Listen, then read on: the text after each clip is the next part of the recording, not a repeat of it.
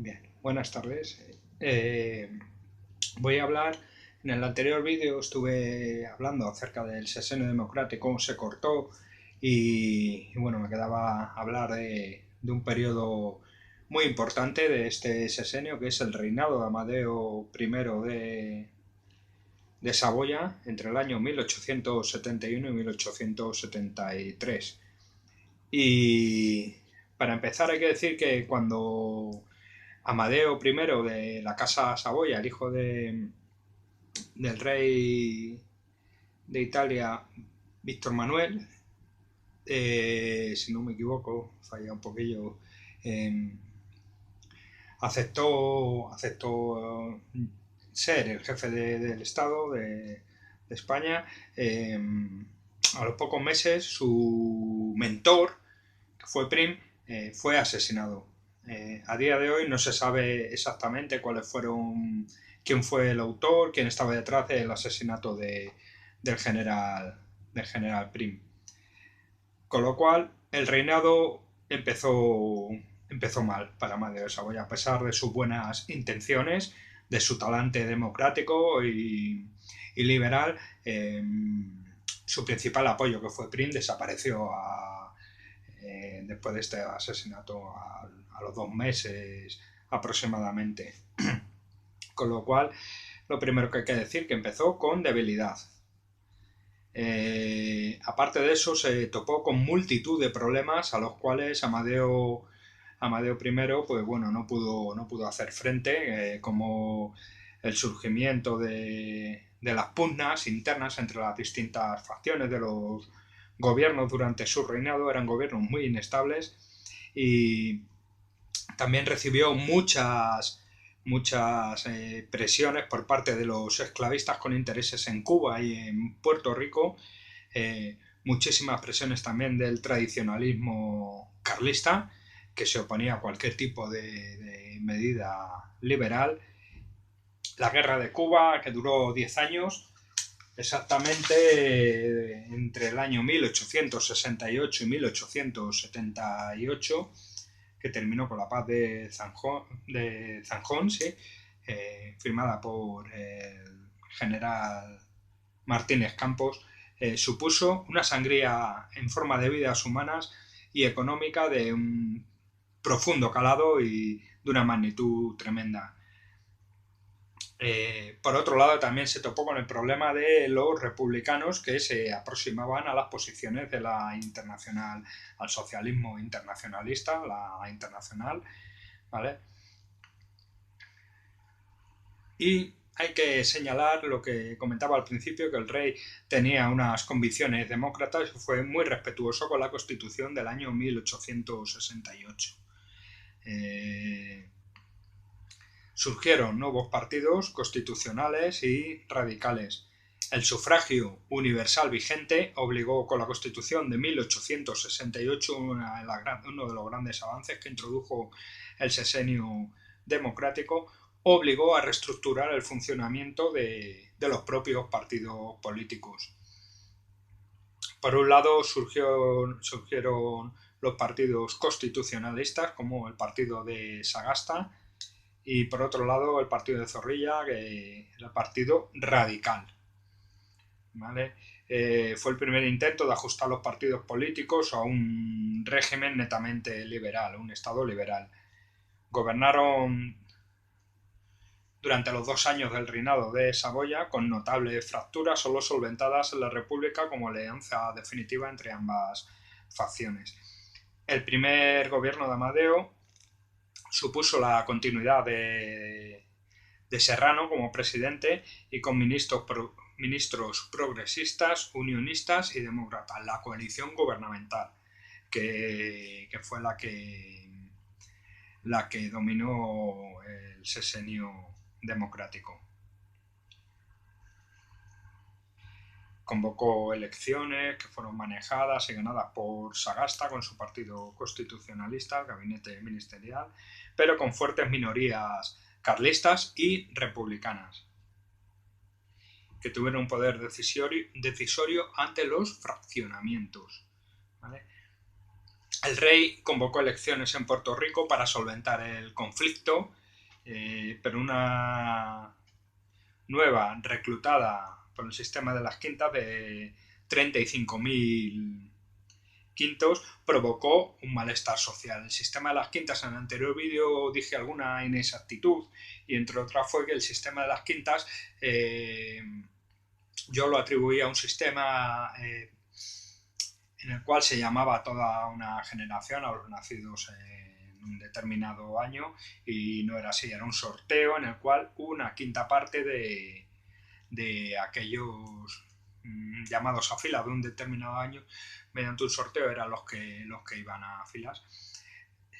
Siempre se salvaban los que podían pagar una cantidad sustanciosa económica al Estado para librarse de ese reclutamiento obligado. Bien. Los planes del gobierno quedaron desbaratados por la manipulación de las alianzas republicanas, carlistas y demás. Por parte de los republicanos estaban Capdevila y Suñer, los carlistas de Manterola, el obispo de Urgel y los alfonsinos, los borbónicos, los que pretendían que volviera la monarquía por parte de los Borbones. El hijo de Isabel II, Alfonso XII, era el que se postulaba en ese momento para ser rey por parte del partido alfonsino. Bien. Un nuevo gobierno de Serrano con el demócrata Zorrilla y sin Sagasta llevó a cabo una serie de medidas como el censo de propiedades rústicas y urbanas, el pago del préstamo de la deuda consolidada y una amnistía de presos políticos. Hay que decir que el gobierno de Zorrilla tiene una visión demócrata y destapó un malestar entre los generales unionistas que se dedicaron a obstruir iniciativas y presionaron para que no se llevaran a cabo medidas. Esta fue la tónica dominante durante el reinado de Amadeo Segoya. Presiones, fracciones enfrentadas dentro incluso de los propios gobiernos y demás. Por ejemplo, en octubre del año 1871 dimite Zorrilla, acusado de connivencia con los federales e incluso internacionalistas por el aumento de la agitación obrera y campesina. Dentro de este reinado de Amadeo I de Saboya hay que hablar del debate de la Internacional. Sagasta planteó la disolución de la sección española de la Internacional por acusarlo de ser culpable de la agitación obrera atizada por los federales y por otro lado, en el lado contrario, pues de los carlistas que agitaban el fantasma del comunismo por parte de la burguesía y de los propietarios tras los sucesos de la Comuna de París. Sagasta planteó que la Internacional era enemiga del Estado. Religión, familia y propiedad eran reconocidos en la Constitución. A favor de la Internacional, de la legalización de la sección española de la Internacional, estaba Castelar, que contrarrestó a Sagasta, aludiendo al propio Evangelio, que hablaba de propiedad colectiva y diciendo que más peligrosos eran los carlistas y los alfonsinos para el Estado por sus constantes conspiraciones contra él. Salmerón argumentó que la propiedad privada es un derecho como soporta la existencia humana y más allá de eso es injusta y debía desaparecer. Esta era la otra argumentación. Y Garrido, que estaba próximo a la Internacional, alude al cuarto estado, la clase trabajadora, como la única posible, pues sin ella no era viable una sociedad. Fue pionero en el análisis social de la clase trabajadora. En contra de la Internacional, de la legalización de la Internacional, se situaban conservadores, unionistas, de la talla de Ríos Rosas, que la consideraba peligrosa porque traería horrores como la Comuna de París, Alonso Martínez, que aludía a primar la seguridad del Estado sobre los derechos individuales, Montero Ríos, que decía que el legislativo no era competente, que eso era una decisión que debían de tomar los tribunales por la vía judicial, la ilegalización, y Cánovas era combativo, ya que defendía Cánovas, partido conservador, defendía la propiedad privada y se posicionaba en contra de esta organización obrera.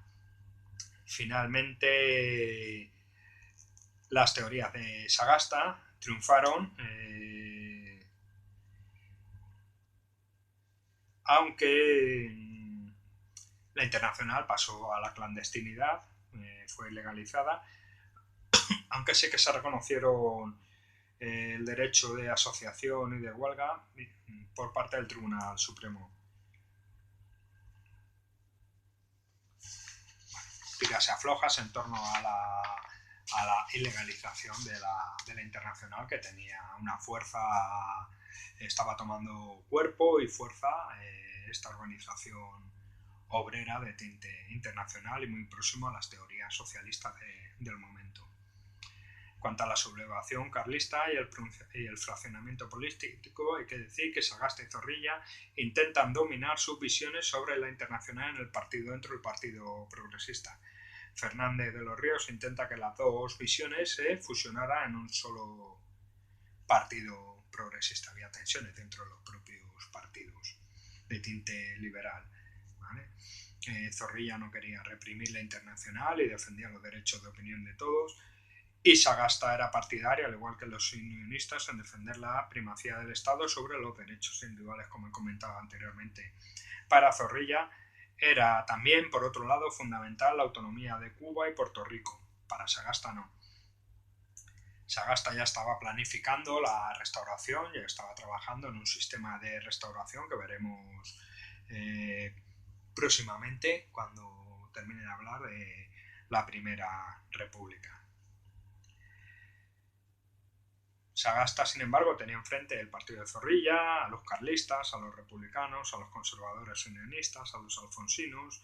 Convoca varias elecciones que solo sirven para afianzar el fraccionamiento y conservar el poder o desbancar al contrincante.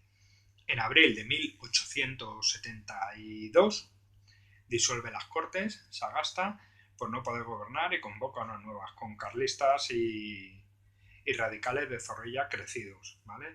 Además de los republicanos de Pi y Margall, también con una fuerza bastante notable. En las elecciones de 1872 hay un difícil equilibrio, ya que la ganan los conservadores unionistas, seguido por el Partido Constitucional de Sagasta, el Partido Radical de Zorrilla. Los republicanos radicales quedaron en cuarto lugar con una notable presencia, y por último los carlistas también con un grupo político potente. Esto provocó un difícil equilibrio entre todos ellos. Sagasta dimite en mayo de 1872 y Serrano forma un gobierno de conservadores sin disimulo, con una deriva muy autoritaria que llevó a Zorrilla a dimitir y apartarse. El Partido Federal, por su parte, otorga poderes a Pi y Margall, opuesto a la rebelión armada, y buscaba la conciliación con Castelar, con Figueras, Orní, etc. En mayo de 1872 se produce un nuevo levantamiento carlista con Carlos VII, que se postulaba como por parte de la facción carlista a rey, y al frente de 4.000 hombres en el árbol de Guernica, vitoreando religión, fueros y España. Fueron derrotados a los 3 días por el general Moriones, pero Serrano firmó el convenio de Amorebieta, con un reconocimiento a los grados militares y un intercambio de prisioneros. Durante todos los levantamientos carlistas, cuando eran sofocados después de la guerra, siempre se firmaban tratados, no había una represión, sino que se trataba de incluir a destacados militares que habían formado parte de las filas carlistas. Se trataba de incluirlo de alguna manera en el ejército regular. Siempre había algún tipo de conciliación. No pasaba igual durante todo el siglo XIX con los levantamientos liberales que eran duramente reprimidos. Serrano propuso la suspensión de garantías constitucionales, pero Amadeo I, demócrata y liberal, se resistió, recurriendo al general Córdoba, una vez formado el gobierno, ya con Zorrilla activo. En julio de 1872, Amadeo I de Saboya y su esposa sufren un atentado en Madrid. No se sabe muy bien, quizá fueran esclavistas, lobbies, grupos de poder esclavistas los que lo llevaron a cabo. Zorrilla llegó a sancionar al rey la ley Moret antiesclavista con la abolición de la esclavitud y la autonomía para Cuba y Puerto Rico, y también la supresión de quintas. El obstruccionismo a la vida democrática y el debate abolicionista es otro de los puntos a tratar durante el reinado de Amadeo I de Saboya. Zorrilla hizo del abolicionismo y de las autonomías de las Antillas una cuestión de Estado, pero fue constantemente boicoteado. La guerra de presión de Estados Unidos, la presión de los independentistas de Cuba y de Puerto Rico, de Cuba principalmente, y las bajas en forma de vidas humanas y la sangría económica requerían una solución inmediata. Tras la negativa de conceder la autonomía a Cuba y a Puerto Rico estaban los intereses de los comerciantes de esclavos, y a las reformas de Zorrilla además se le unen los carlistas con una gran campaña antigubernamental. Los republicanos se habían escindido ya en exaltados y legalistas y se levantan contra la esclavitud con distintas reivindicaciones obreras y pro-autonomistas. Una maraña de enfrentamientos, de intereses, de presiones contra el gobierno de Zorrilla y el reinado de Amadeo I de Saboya, que estaba viendo la imposibilidad y la falta de viabilidad de su jefatura de Estado. Las guerrillas carlistas seguían haciendo de las suyas sin ser sofocadas definitivamente.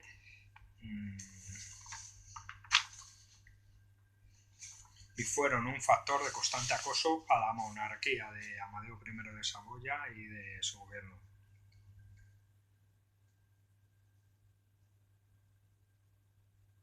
La crisis del régimen y la abdicación de Amadeo I de Saboya. Toda esta serie de sucesos, de enfrentamientos dentro de los propios partidos políticos, de disecciones, de carlistas, republicanos, la Internacional Obrera, el problema de Cuba, la guerra de Cuba,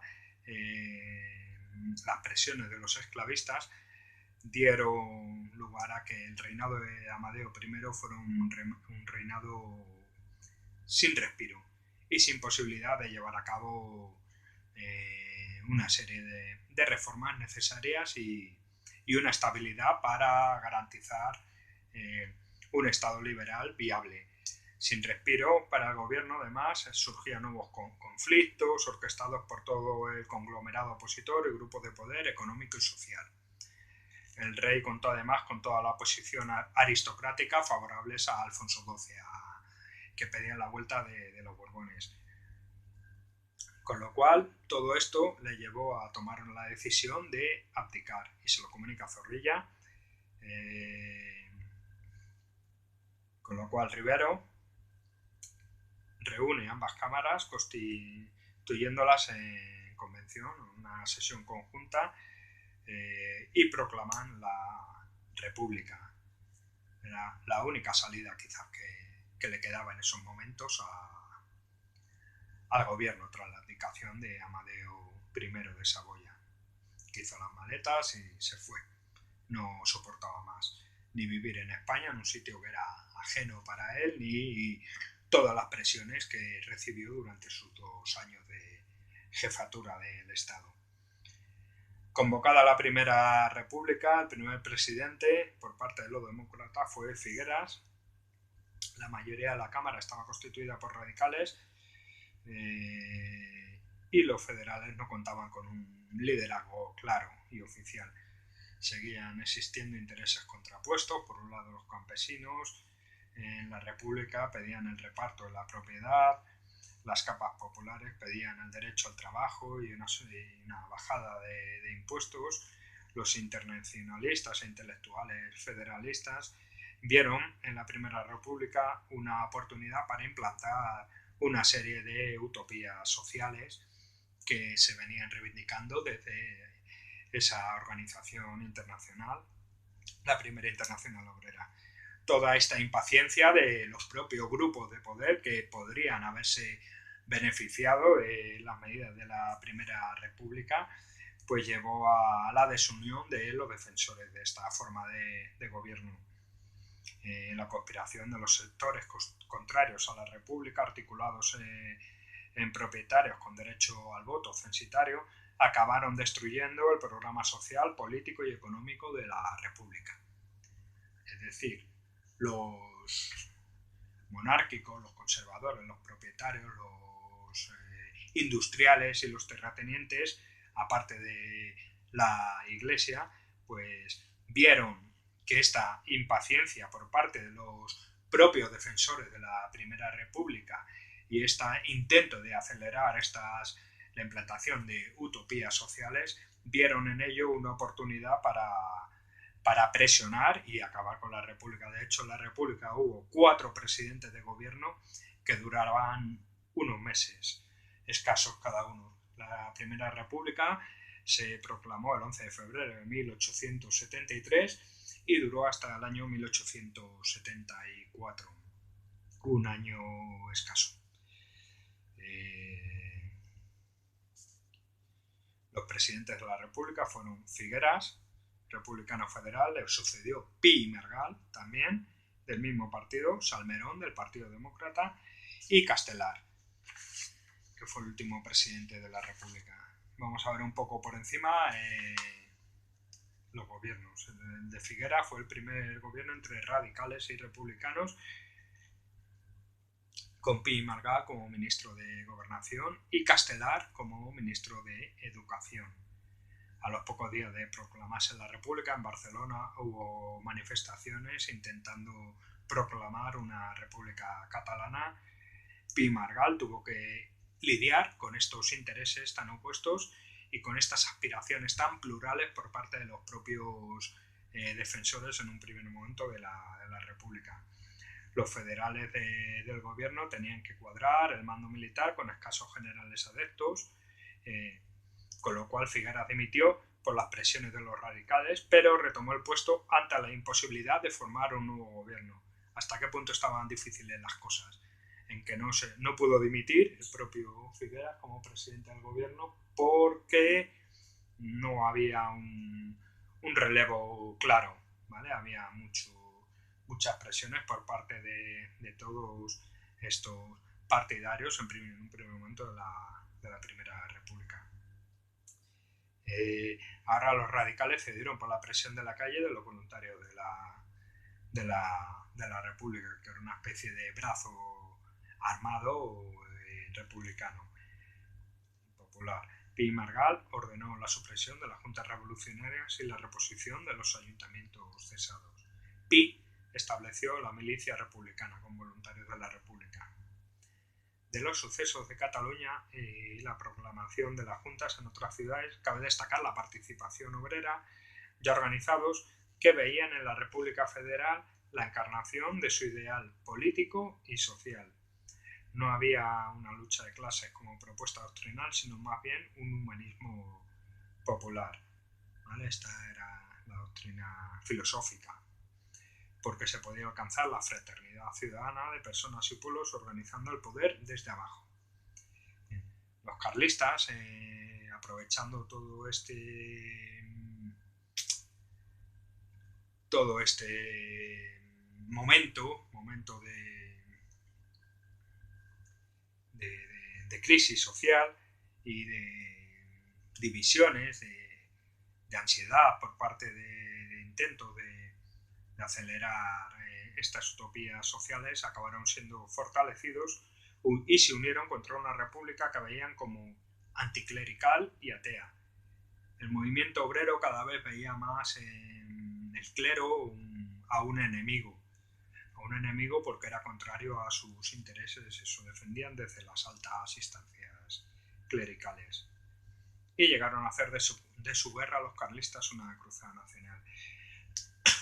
El gobierno reaccionó rápido proclamando la legalidad de la Constitución de 1869, salvo la monarquía, hasta que se proclamara una constitución meramente republicana.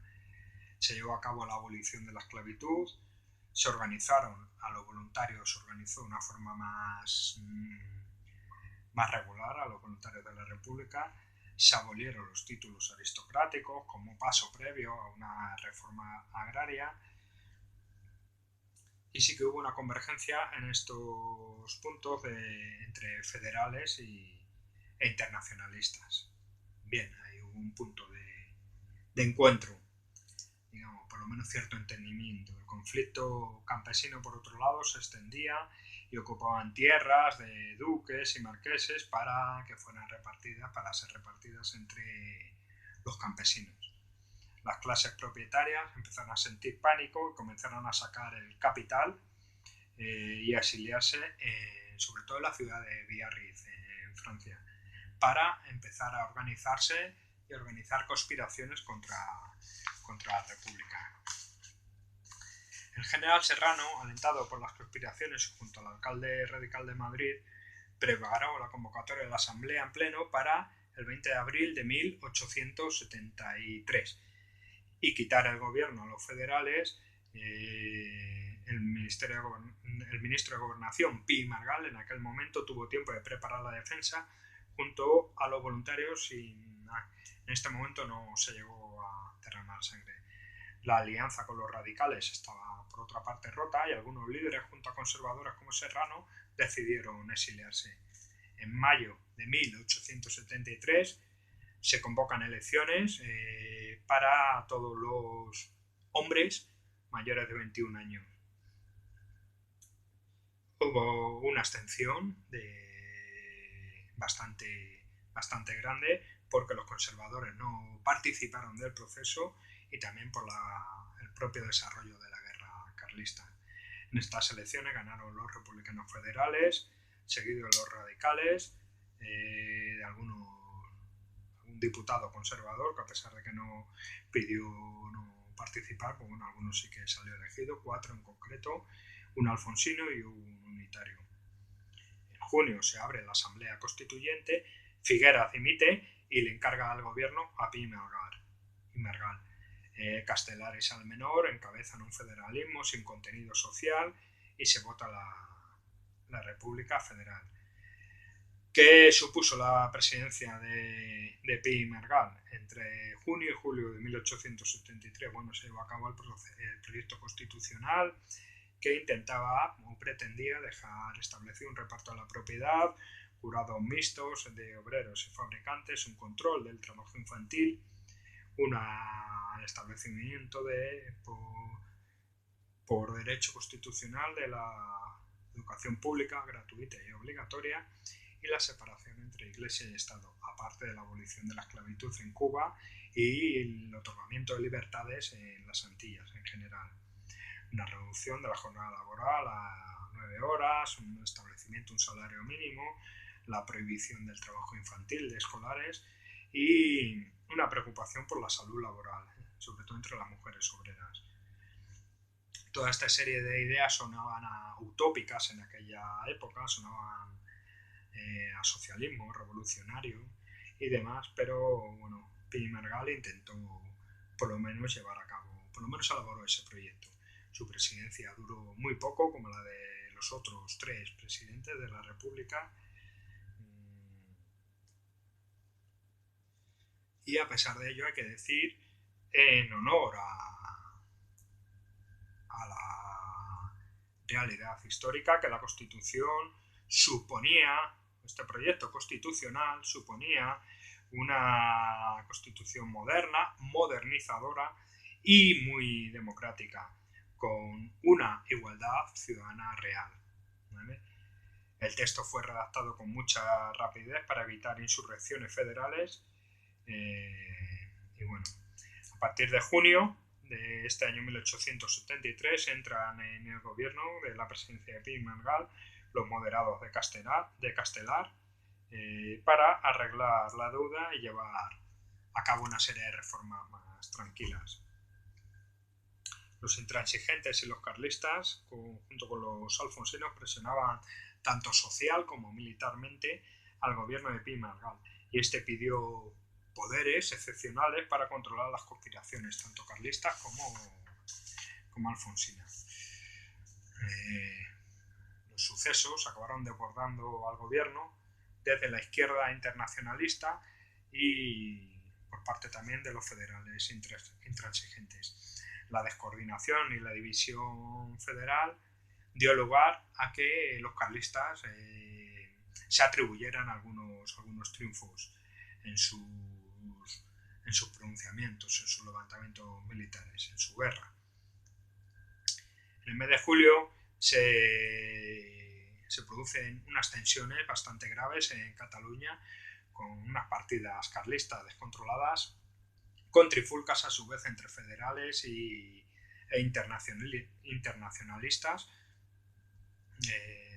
También hubo tensiones sociales pidiendo tierra y reformas en el sureste, en Andalucía, en Valencia, en Murcia, los sucesos de Alcoy, levantamientos campesinos en Carmona, en San Fernando, en Sanlúcar, en Sevilla,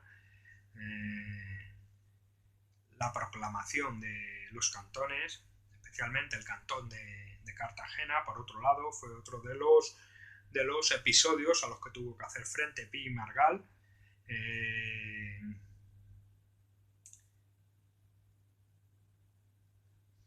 Pero el gobernador de la Rosa restablece el orden, evitando la propagación de todos estos episodios de tensión social. En el norte, por su parte, la tensión seguía en aumento por parte de los carlistas, que llegaron a asediar Bilbao, Irún. Se produjeron ejecuciones, bueno, episodios bastante dramáticos, tanto en la zona del País Vasco, de Navarra, como en algunos lugares de Cataluña. Francia, por su lado, no reconocía a la República Española, por eso que fue el lugar elegido también por los opositores alfonsinos y carlistas para organizarse y para exiliarse. La Asamblea Constituyente del 30 de junio discute la suspensión de garantías constitucionales en el norte, que pretendió extender por toda España para usar contra los federales intransigentes. Los federales intentaron no suspender el título primero de la Constitución vigente del año 69, pero perdieron y se retiraron de las Cortes. El 15 de julio en Barcelona, ante el ataque carlista, los obreros crean una junta de salvación, pero ya media España estaba levantada en este movimiento cantonal, que supuso otro grave problema para el gobierno de los federales unionistas de Pi y Margall. La Asamblea Constituyente votó a Salmerón como presidente de la República por 119 votos frente a 91 que acaparó Pi y Margall. ¿Qué era el movimiento cantonal? Bueno, el programa cantonal fue un programa republicano federalista en el que libremente las ciudades independientes, las regiones independientes, decidirían unirse al proyecto de una república federal. Tuvo muchísima fuerza y resistieron durante varios meses el cantón de Cartagena, que finalmente fue aplastado ese movimiento surrecto. Y por toda la costa mediterránea tuvieron también bastante fuerza. El programa cantonal suponía a su vez también una preocupación por restablecer las expectativas frustradas desde que las Cortes de Cádiz organizaron la riqueza nacional sobre la propiedad de la tierra. Fue el mayor conflicto del siglo XIX y fue desbaratado el movimiento cantonal por los generales Pavía, Martínez Campos y López Domínguez. Cartagena resistió hasta enero de 1874, que acabó con una dura represión. Los federales, seguidores de Castelar y Salmerón, temían la deriva internacionalista de los intransigentes por los sucesos de la Comuna de París y se declararon unitarios frente a los federales de Pi, derrotándoles en la Asamblea en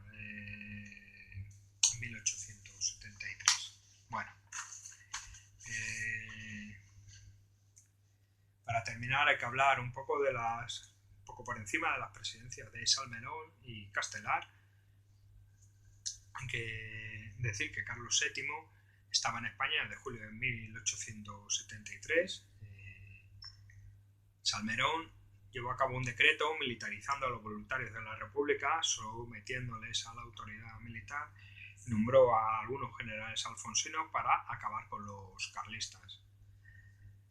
La República, por lo tanto, quedaba en manos de generales alfonsinos para acabar con carlistas y con el movimiento cantonal. Salmerón finalmente dimite al poco tiempo de alcanzar la presidencia de la República por la no votación de derogar la pena de muerte. Se negó a firmar penas de muerte. Bueno, esto tampoco es un dato que tenga muy claro, pero vaya, parece ser que el general Pavía hacía ejecuciones sumarias en el cantón de Sevilla y Salmerón estaba en contra de ello. Tras su dimisión, Castelar, el último presidente de la República, de la Primera República, fue elegido con poderes plenos para acabar con el levantamiento carlista y tuvo que hacer frente también a la guerra de Cuba, ya que la guerra de Cuba se recrudeció, pues la Primera República dio alas a las esperanzas de los cubanos por un lado y por otro lado supuso malos presagios para los esclavistas. Con el golpe de Martínez Campos se pone fin a la República y se suspende por otro lado la Diputación de Cuba. Los republicanos, que habían estaban muy debilitados con el asunto de Cuba, solo mandaban tropas para defender los intereses de la oligarquía esclavista en contra de Estados Unidos, que presionaba a España amenazando con la guerra. Castelar tuvo que hacer frente a un incremento mayor aún, si cabe, de las tensiones, a la división de los republicanos. Intentó fundar la República en el orden, basándose en el orden, sin golpismo, con aumento de la autoridad militar. Y por otro lado, los generales López Domínguez, Pavía y Martínez Campos estaban preparando el golpe de Estado, se apoyaban en los conservadores de Serrano y Sagasta y en los radicales de Martos y los unionistas. ¿Vale? El 2 de enero de 1874 se vota una moción de confianza de Castelar que este perdía. El general Pavía irrumpe las Cortes ocupando las calles de Madrid mientras se procedía a votar la moción de confianza. Los diputados abandonan las Cortes amedrentados por los disparos del general Pavía y tras el golpe de Estado estaban por un lado los hacendados esclavistas y por otro lado los grandes propietarios y terratenientes peninsulares. Pavía amenazaba con una dictadura militar tras la falta de acuerdo entre Cánovas, Castelar y Martos. Los republicanos unitarios, radicales y conservadores deciden acudir como respuesta al general Serrano. El gobierno de Serrano estaba apoyado a su vez por la Liga Nacional Negrera, los oligarcas peninsulares, los radicales unitarios, etc. Suspendió garantías constitucionales, declaró vigente la Ley de Orden Público del año 1870 y fue reconocido por Alemania y las repúblicas americanas. Bien. Para terminar el vídeo de reinado a Amadeo I de Saboya y de la Primera República, hay que decir que la represión y el exilio fueron la respuesta a los internacionalistas y a los cantonalistas, que acabaron disolviendo la Internacional en su división de España. El descabezamiento del activismo republicano no acabó matando al movimiento, ¿vale? Muchos personajes siguieron en ello, como Ferrer y Guardia, que fue el fundador de la institución libre de enseñanza, ¿vale? El carlismo quedaba como el último escollo para estabilizar un régimen que no se podía organizar para retomar la legalidad del año 1868 y fundar una legalidad republicana al modo de Francia. Desde 1874 están asediando Bilbao, que era un bastión liberal, y General Serrano, levanta el asedio el 1 de mayo de 1874. Serrano mandó formar gobierno al general Zavala, sin los radicales, más atento por controlar a la izquierda que a los alfonsinos. El asedio carlista llegó hasta Cuenca, al Maestrazgo, a Murcia, aunque el general Jovellá empezaba a controlar el Levante. Los alfonsinos suavizaban las conspiraciones por otro lado. Sagasta finalmente se hizo con el gobierno, desterró a notables alfonsinos y Alfonso XII, por su parte, se manifiesta a favor de la monarquía constitucional y liberal. Finalmente, el general Martínez Campos se pronuncia en Sagunto, mientras Sagasta borra los vestigios de las libertades surgidos en la Revolución Gloriosa. Con el golpe de Martínez Campos surgen intereses esclavistas a los que no les convenía el proyecto de Sagasta de Cortes, que pudieran legitimar la República. Y bueno, finalmente el rey Alfonso XII llega a España desde el exilio y es proclamado jefe del Estado, tras el pronunciamiento militar, el golpe de Estado del general Martínez Campos, previo al golpe de Estado del general Pavía, que irrumpió en las Cortes y las disolvió a base de disparos.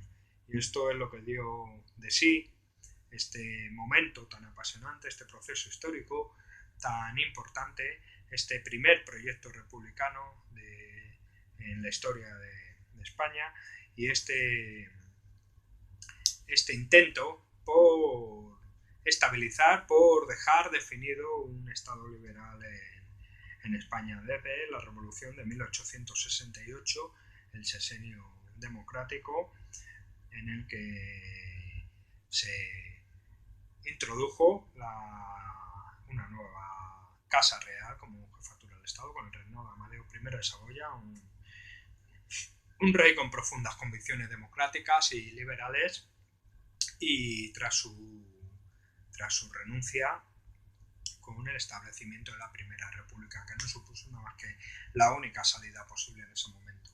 Como vemos, fue un suceso, una sucesión de gobiernos con multitud de problemas a los que tenía que hacer frente y que no tuvieron la capacidad de reacción. Presiones por un lado, por otro y demás, como he estado tratando de explicar en este vídeo.